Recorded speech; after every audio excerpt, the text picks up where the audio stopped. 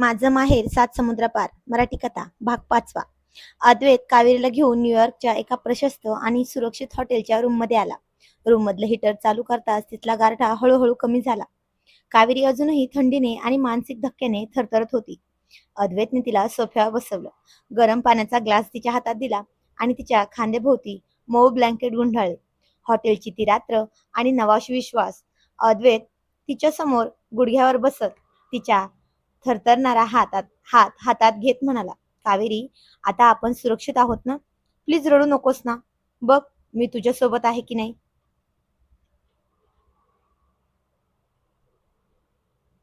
कावेरी डोळ्यांतून अश्रू वाहून हुंदका दाबत म्हणाली, अद्वैत, तुम्ही हे काय केलं हो? माझ्यासाठी तुम्ही कमलादेवी मॅडमशी एवढं मोठं भांडण केलं. त्यांनी जर रागाच्या भरात स्वतःच काही बरं वाईट करून घेतलं तर मी स्वतःला कधीच माफ करू शकणार नाही हो. आणि अद्वैत तिचा हात आपल्या ओठांपाशी नेत म्हणाला, आईला मी चांगला ओळखतो ग कावेरी. ती हट्टी नक्कीच आहे, पण कमजोर नाही. ती सध्या रागात आहे, कारण आजपर्यंत तिच्या शब्दाच्या आड जाण्याची हिंमत कोणाची झाली नव्हती ना. पण आज तिला समजलं असेल की तिची प्रतिष्ठा माझ्या सुखापेक्षा मोठी असूच शकत नाही. तू स्वतःला दोषी मानणं बंद कर बरं. कावेरीने अद्वैतच्या नजरेत पाहिलं. त्यात आता कोणताही संकोच किंवा खोटेपणा नव्हता. तिथे फक्त आणि फक्त तिच्याबद्दलची काळजी आणि अथांग प्रेम होतं. कावेरी हळू आवाजात म्हणाली, अद्वैत, मी आज खूप घाबरले होते. जेव्हा मॅडम मला तुमच्या आयुष्यातून निघून जायला सांगत होत्या तेव्हा तेव्हा मला वाटलं माझं सगळं जगत संपलं हो. अद्वैत म्हणाला, तुझे जग इतकं सोपं नाही संपायला कावेरी. जोपर्यंत हा अद्वैत केळकर जिवंत आहे ना, तोपर्यंत तुझा हुकूम या मनावर चालेल. आता आपण मागे वळून पाहायचं नाहीये. आपण कोर्ट मॅरेज करू आणि त्यानंतरच भारतात परत जाऊ. आणि केळकर विल्यामध्ये कमलादेवींचा नवा डाव चालू होता. दुसरीकडे केळकर विल्यामध्ये अद्वैत गेल्यानंतर प्रचंड शांतता पसरली होती. कमलादेवी सोफ्यावर सुन्न होऊन बसल्या होत्या. त्यांच्या मनातील हातातील जपमाळ खाली पडली होती, पण त्यांच्या डोळ्यांतील राग आता एक वेगळाच सुडाच्या भावनेत बदलला होता. त्यांनी थरथरत्या हाताने आपला फोन उचलला आणि थेट भारतात प्रतापराव केळकरांना लावला. प्रतापराव फोन उचलत म्हणाले, हॅलो कमला, काय झालं? अद्वैत त्या घराबाहेर घराबाहेर काढले की नाही? तर कमलादेवी अत्यंत थंड आणि क्रूर आवाजात म्हणाल्या, नाही प्रतापराव, तुमचा मुलगा त्या पोरीसाठी आपली आई आणि हे घर आणि केळकर घराण्याची प्रतिष्ठा सगळं काही लाथळून निघून गेलाय हो. आणि प्रतापराव रागाने ओरडत म्हणाले, काय? अद्वैतची इतकी हिंमत? तो त्या साध्या सेक्रेटरीसाठी आपल्या विरोधात गेला? कमलादेवी डोळे बारीक करत म्हणाल्या, त्या मुलीने अद्वैतवर काहीतरी जादू केली हो. तो आता माझ्या ऐकण्यात राहिला नाही. पण मी केळकर घराण्याची अब्रू अशी रस्त्यावर येऊ देणार नाही. प्रतापराव, आत्ताच्या आता अद्वैतचे सगळे बँक अकाउंट सीज करा. न्यूयॉर्क मधील बिझनेस मधून त्याचे सगळे अधिकार काढून घ्या. त्याला समजलं पाहिजे की केळकर घराण्याच्या नावाशिवाय आणि पैशाशिवाय त्याची लायकी काय आहे ते. आणि जेव्हा पैसा नसेल ना, तेव्हा ती मुलगी त्याला सोडून पळून जाईल. कावेरीच्या चेहऱ्यावर आता एक शांतता होती. तिला ठाऊक होतं की अद्वैतचा हातात असल्यावर ती कोणत्याही संकटाचा सामना सहज करू शकते. पण तिला हे माहित नव्हतं की अद्वैतची सकाळ त्याच्यासाठी आर्थिक आणि कौटुंबिक पातळीवर एक अत्यंत भयानक संकट घेऊन येणार होती. अद्वैतने प्रेमासाठी सर्वस्वाचा त्याग केला होता, तर दुसरीकडे कमलादेवींनी त्याला रस्त्यावर आणण्याची पूर्ण तयारी केली होती. जेव्हा अद्वैतला समजेल की त्याचे सगळे अधिकार, त्याचे पैसे काढून घेतले, तेव्हा तो कावेरीला सोबत घेऊन हा संघर्ष कसा लढणार होता? तर न्यूयॉर्कच्या रस्त्यावर आता या दोन प्रेमीची कोणती नवीन परीक्षा सुरू होणार होती कोणास ठाऊक. फ्रेश होऊन बाहेर आल्यानंतर अद्वैतने हॉटेलच्या रूम सर्व्हिसला 2 कॉफीची ऑर्डर दिली. त्यानंतर त्याने बेडवर ठेवलेला आपला फोन उचलला. स्क्रीन ऑन करताच त्याच्या पायाखालची जमीनच सरकली. त्याच्या फोनवर बँकचे एकामागून एक अनेक मेसेज आले होते. Your corporate at personal account have been temporary froze by the primary account holder. त्याच्या पर्सनल क्रेडिट कार्ड पासून ते केळकर ग्रुपच्या बिझनेस अकाउंट पर्यंतचं सगळं काही स्विच झालं होतं. अद्वैतने लगेच आपल्या खाजगी असिस्टंटला फोन लावला, पण पलीकडून फोन कट झाला. दुसऱ्यांदा प्रयत्न केल्यावर असिस्टंटने अत्यंत घाबरलेल्या आवाजात उत्तर दिलं. असिस्टंट म्हणाला, सॉरी सर, प्रतापराव सरांचे आणि मोठ्या मॅडमचे म्हणजे कमलादेवींचे कडक आदेश आहेत. केळकर ग्रुप ऑफ इंडस्ट्रीमधून तुमचे सगळे अधिकार काढून घेण्यात आले आहेत. आम्ही तुम्हाला कोणताही किंवा कोणतीही मदत करू शकत नाही, नाहीतर आमची नोकरी जाईल. अद्वैतने शांतपणे फोन कट केला. त्याच्या चेहऱ्यावर आता चिंतेच्या आठ्या होत्या, पण त्यात भीती नव्हती. त्याला अंदाज होता की त्याची आई आणि बाबा या थराला जाऊ शकणार, पण इतक्या वेगाने ते पाऊल उचलतील असं त्याला वाटलंच नव्हतं. म्हणजे हे त्याला सगळं काही ठाऊक होतं. कावेरीची कावेरीची जाग आणि अद्वैतचा खंबीरपणा. कावेरी कॉफी घेऊन वेटर आत आला. त्या आवाजाने कावेरीला जाग आली. तिने डोळे चोळत अद्वैतकडे पाहिलं. अद्वैत फोन हातात धरून खिडकी बाहेर पाहत होता. त्याचा गंभीर चेहरा पाहून कावेरीला काहीतरी अघटित घडल्याची जाणीव पूर्णपणे झाली होती. ती ब्लँकेट बाजूला करून उठली आणि अद्वैतच्या जवळ गेली. कावेरी त्याच्या हाताला स्पर्श करत म्हणाली, अद्वैत, काय झालं? तुम्ही एवढे चिंतित का आहात? मॅडमचा फोन आला होता का? आणि अद्वैतने वळून कावेरीकडे पाहिलं आणि तिच्या काळजीने भरलेल्या चेहऱ्यावर एक आश्वासक हसू आणलं आणि त्याने तिचे दोन्ही हात आपल्या हातात घेत म्हणाला, कावेरी, माझ्या आईबाबांनी त्यांचा पहिला डाव खेळला आहे ग. त्यांनी माझे सगळे बँक अकाउंट्स ब्लॉक केले आहेत, कार्ड्स बंद केले आहेत आणि बिझनेसमधून मला बाहेर काढले. थोडक्यातच सांगायचं तर या क्षणाला अद्वैत केळकरचं या हॉटेलचं बिल भरण्यापलीकडे जास्त पैसे शिल्लक नाहीत. हे ऐकून कावेरीच्या हातातील कॉफीचा मग सुटता सुटता राहिला. तिचे डोळे विस्फाटले. कावेरी हताश होऊन म्हणाली, हे देवा, अद्वैत, हे सगळं माझ्यामुळे झालंय ना? मी म्हटलं होतं ना की की माझ्यासारख्या साध्या मुलीसाठी तुम्ही एवढं मोठं साम्राज्य पणाला लावू नका म्हणून. चला आपण परत जाऊया. मी मॅडमच्या पाया पडून माफी मागते. अद्वैत तिच्या ओठांवर बोट ठेवत अत्यंत करारी आवाजात म्हणला, कावेरी, मी काय म्हणालो होतो?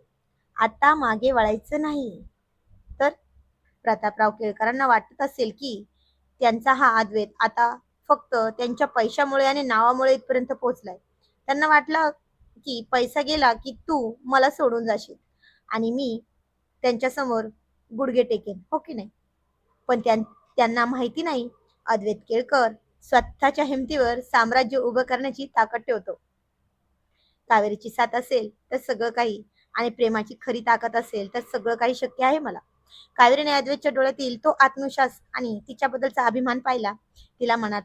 तिच्या मनातला सगळा संकोच गळून पडला होता. तिने अद्वैतचा हात घट्ट पकडला आणि कावेरी अभिमानाने आणि खंबीरपणे म्हणले, अद्वैत, जर तुमच्या कर्तृत्वावर एवढा विश्वास आहे तर मला या कावेरीलाही गरीब समजू नका.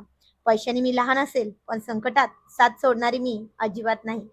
मी शेवटपर्यंत तुमची साथ देईन. केळकर घराण्याचा वारसा सोडून जर तुम्ही माझ्यासाठी रस्त्यावर जायला तयार आहात तर तुमच्या खांद्याला खांदा लावून कष्टाचं साम्राज्य उभं करण्याची माझीही तयारी आहे. माझ्याकडे माझे काही वैयक्तिक सेव्हिंग्स आहेत. आपल्याकडे आपली बिझनेस स्किल आहेत. आपण शून्यातून सुरुवात करूया. कावेरीने हे सडेतोड आणि प्रेमाचे शब्द ऐकत अद्वैत भावनिक झाला.